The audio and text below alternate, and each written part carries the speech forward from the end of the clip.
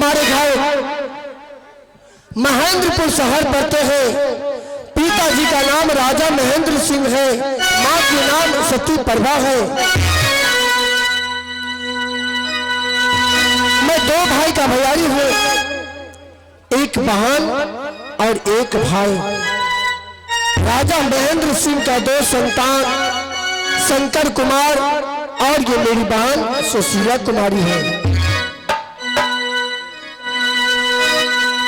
चाले चाले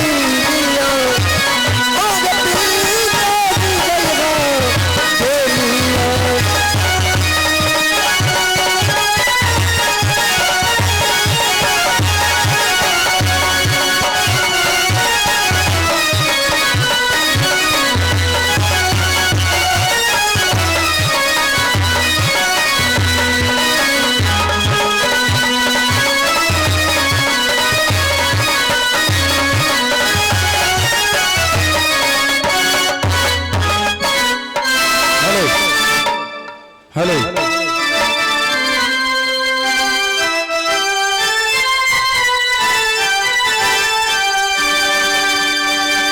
हेलो आह ये तो ना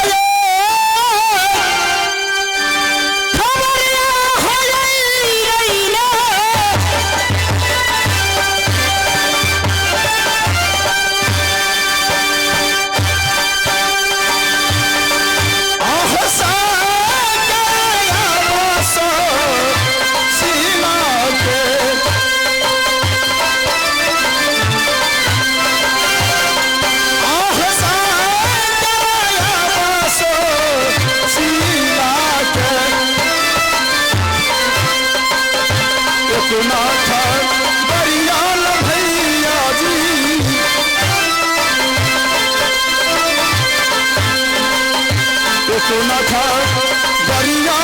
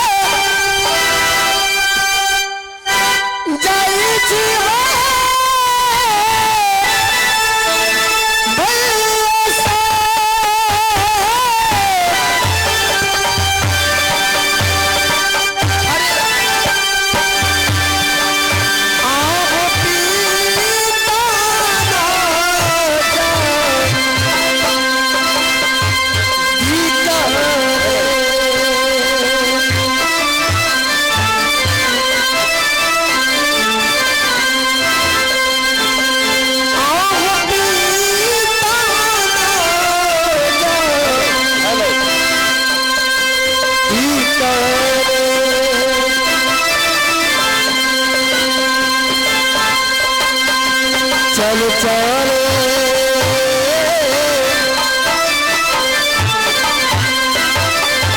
चल रे दुलारिया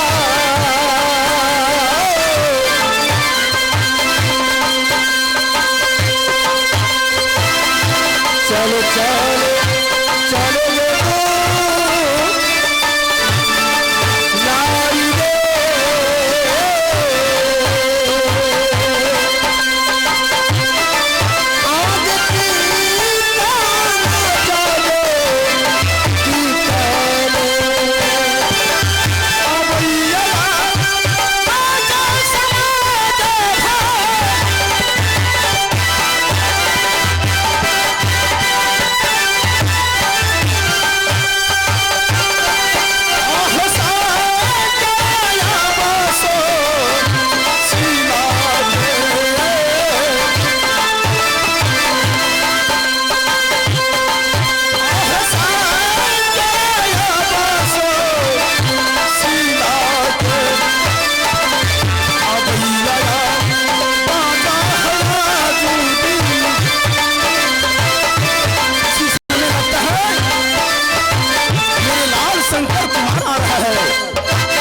सुशीला को भी आवाज आता है भैया सनमा दुलारुआ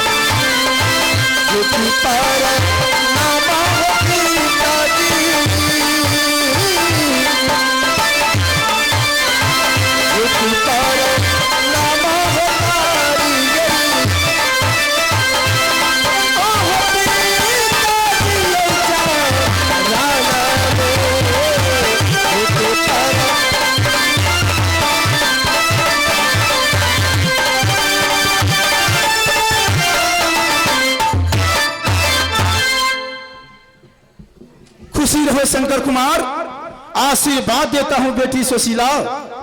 पिताजी मेरे लाल, एक पल मैं तुम लोग को नहीं देखता हूं तो मेरा दिल में चैन नहीं आता है।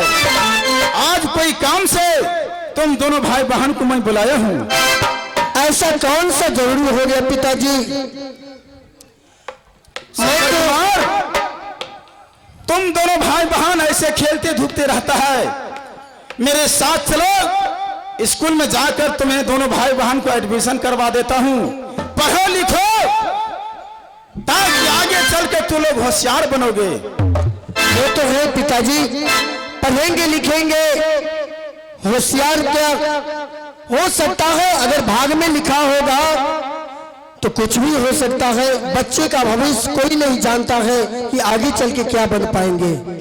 मेरा जो कर्म है, जो मेरा धर्म है, वो मैं करूंगा, और जो तुम लोग को तकदीर में लिखा होगा आगे चलकर वो होगा। पिताजी तो आप चाहते हैं हम दोनों भाई बहन को पाठशाला में नाम एडमिशन करवाएंगे, लेकिन मैं नहीं जाऊंगा। क्यों? माँ से अगर 2 मिनट के लिए हम दोनों भाई बहन दूर हो जाते हैं तो माँ को दिल में तसल्ली नहीं होता है। हर बार रोने लगती है कि कहाँ मेरा शंकर है, कहाँ सुशीला है। अरे अपने घर से थोड़ा ही दूर है, तुमको समय समय से मैं मिलते रहूंगा, डर करने का इसमें कोई बात नहीं है। ठीक है पिताजी।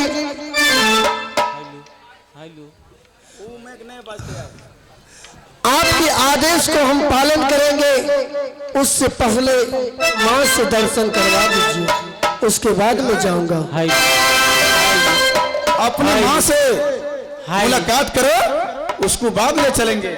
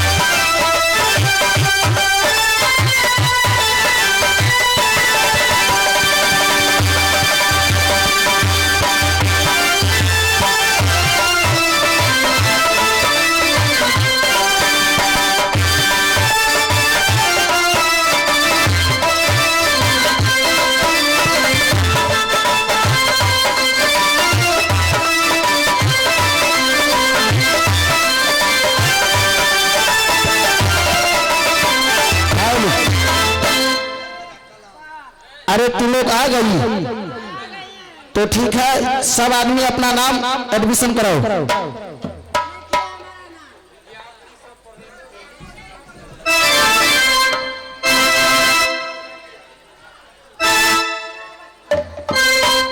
ठीक है, बताओ क्या नाम है तुम्हारा?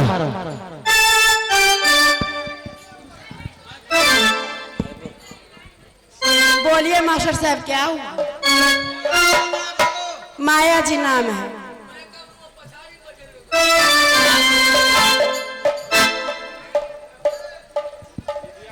तुम्हारा क्या नाम है? मेरा नाम है आरोही।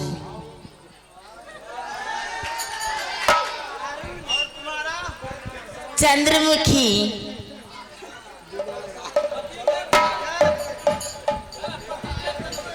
अरे तू लोग तो आ गया।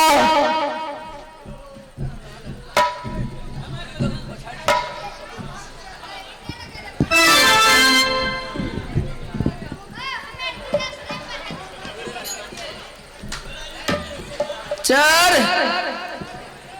अरे तुम इतना लेट के क्यों आता है रे? धारा फिरत रही है, पे खराब रहने धारा फिरत रही है। अरे बेटा सुबह को लेटिंग नहीं करता है।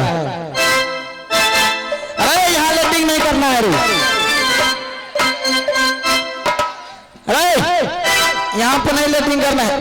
अरे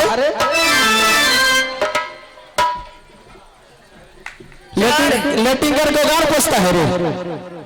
उससे धूप आओ जाओ।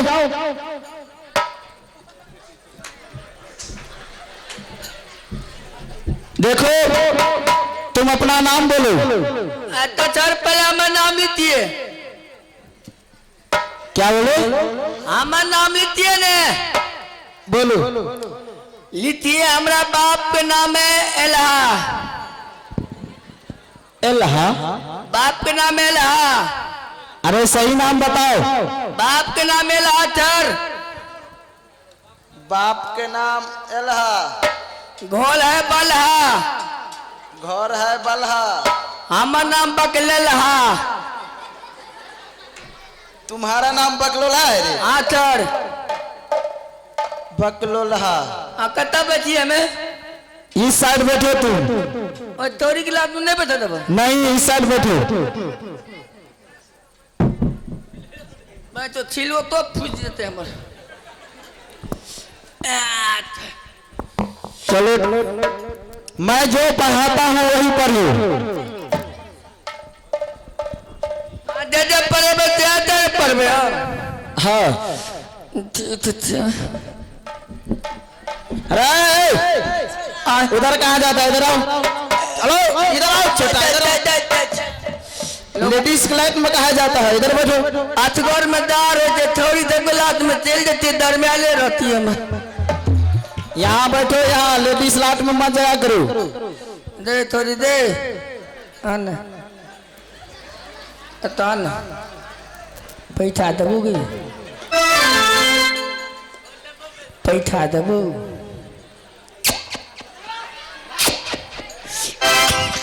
पर हो रे बने ओ मीनामा सीधा।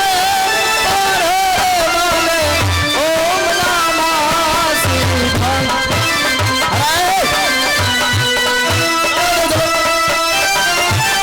उधर कहाँ जाता है रे? यहाँ बैठते पड़े। तोरी हमने लाइन मारी थी। लाइन मारते हो इसको? दौड़ती थोड़ी हम लाइन मारी थी। अरे वो तो बोला तुम्हारे दिया जो लाइन मारता है। ठीक से पढ़ो। ये जो है तो अपन फोन नंबर ली। पर हो रे बने ओ मीनामा सीधा। पर हो रे बने ओ मीनामा सीधा।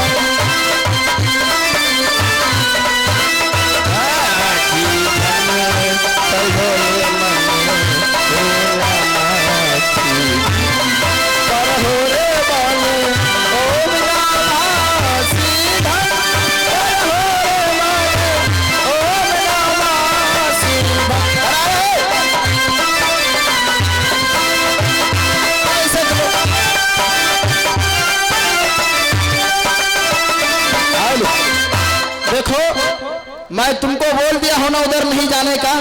काहे उधर जाता है? तुम्हारे चौड़ी तुम्हारे तुम्हारे थी बधाई बताई। अरे देखो हाँ इधर खड़े हो जाओ।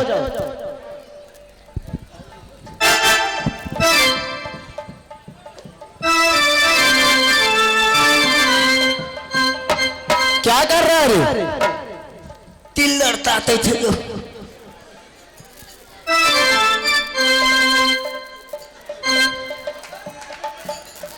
अरे हरामजादा क्या दिखा रहा है रे? अभी नंबर दे रहा था उनको।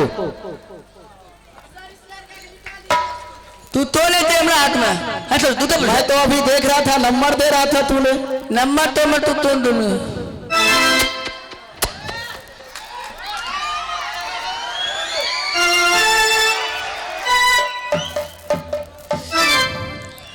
पलहोले मैंने उलामा कीर्तन, पलहोले मैंने उलामा कीर्तन, परहोरे माने ओले नावासीधन, परहोरे माने ओले नावासीधन।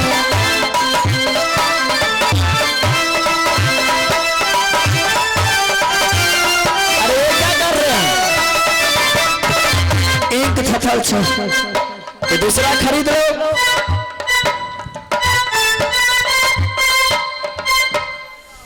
हेलो हेलो तार का दुर्गी काटता हूँ काटता हूँ काटता दुर्गी काटता दुर्गी काटता हूँ काटता दुर्गी काटता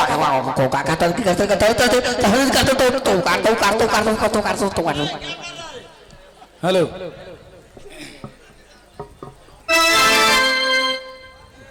काटता